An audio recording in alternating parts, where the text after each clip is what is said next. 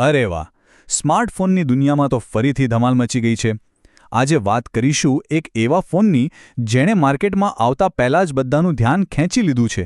તો ચાલો જોઈએ વનપ્લસના આ નવા દાવેદારમાં એવું તો શું ખાસ છે. મિડ રેન્જ સ્માર્ટફોનનું માર્કેટ છે ને, એ કોઈ જંગના મેદાનથી ઓછું નથી, જ્યાં દરેક કંપની પોતાને શ્રેષ્ઠ સાબિત કરવા માગે છે. અને હવે એવું લાગે છે કે વનપ્લસ એક એવું હથિયાર લઈને આવી રહ્યું છે જે આખી ગેમ બદલી શકે છે. અને હા, વધારે રાહ નથી જોવી પડે એમ તો કેલેન્ડરમાં તારીખ માર્ક કરી લેજો. 7th મે 2026 આ જ દિવસે OnePlus Nord CE6 ઓફિશિયલી ભારતમાં લોન્ચ થઈ રહ્યો છે. કાઉન્ટડાઉન શરૂ થઈ ચૂક્યું છે. તો સવાલ એ છે કે આ ફોનની અંદર એવું તો શું છે? કોઈપણ ફોનનું સાચું પાવર તો એના પ્રોસેસરમાં જ હોય છે, બરાબર ને? અને એવું લાગે છે કે વનપ્લસે આ વખતે પરફોર્મન્સના મામલે કોઈ જ કસર નથી છોડી.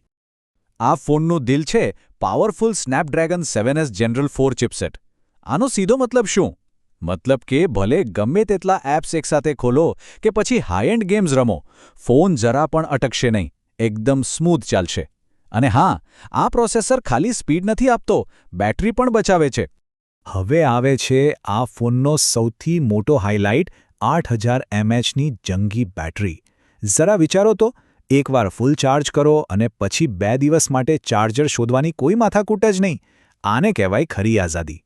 અને માની લો કે આટલી મોટી બેટરી પણ ક્યારેક ખતમ થઈ જાય તો પણ ટેન્શન નથી લેવાનું, કેમ કે 100 વોટનું સુપર વૂક ફાસ્ટ ચાર્જિંગ છે ને, મતલબ કે થોડી જ મિનિટોમાં ફોન ફરીથી એક્શન માટે તૈયાર થઈ જશે.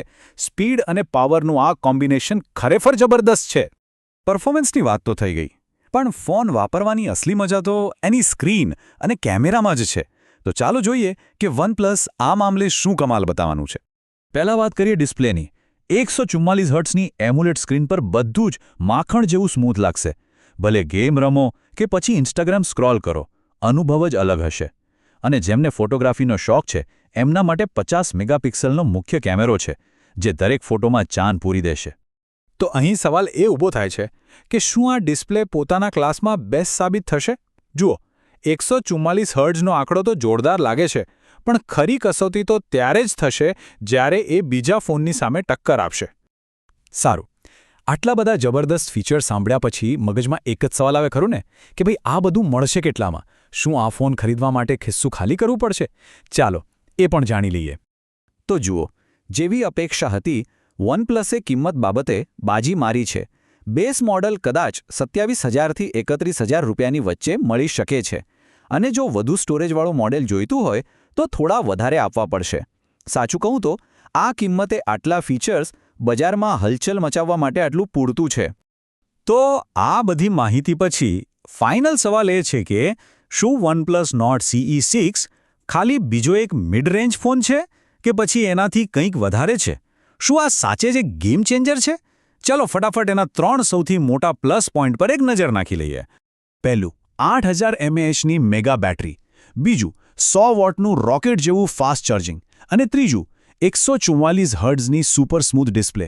આ 3 વસ્તુઓ જ આ ફોનને ભીડથી અલગ પાડે છે, અને આ કિંમતે આ કોમ્બિનેશનને ના પાડવી બહુ મુશ્કેલ છે.